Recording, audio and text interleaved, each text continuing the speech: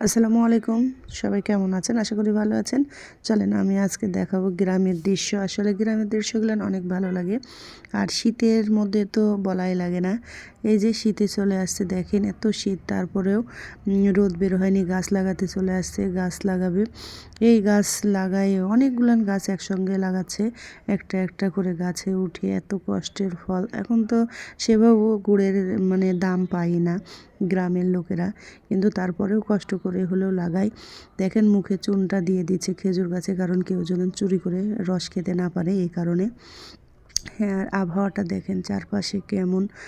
আর তারপরেও গাছ লাগাতেই হবে। যারা এই করেই খায় বা এভাবেও চলে, গাছ লাগাতেই হবে। আর শীতের মধ্যে তো রসটা অনেক পছন্দের। গুড় রস, শীত মানেই হলো গুড় রস, খেজুরের অনেক পছন্দ। দেখেন রসের কালারটা পরাদিন সকালে রসটায় যে গাছে উঠে উঠে ভোর রাত থেকে এভাবে গাছ থেকে নামানো কত কষ্টের কাজ। তারপরেও ওরা কিন্তু কখনো হার মানে না, এত কষ্ট করেও করে। রসটা আমি এখানে নিয়েছি, সেকেও নিলাম।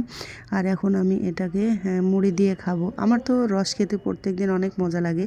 তো গ্রামে যেহেতু নাই, যে কয়দিন আছি রস খাই, আমার তো খুবই ভালো লাগছে। আমি এই যে রস খাচ্ছি, আমি একসাথে 3-4 গ্লাস রস খেয়েছি একদিনে। এত মজা লাগছে আর এত সুন্দর মিষ্টি। রসের কালারটা দেখেন।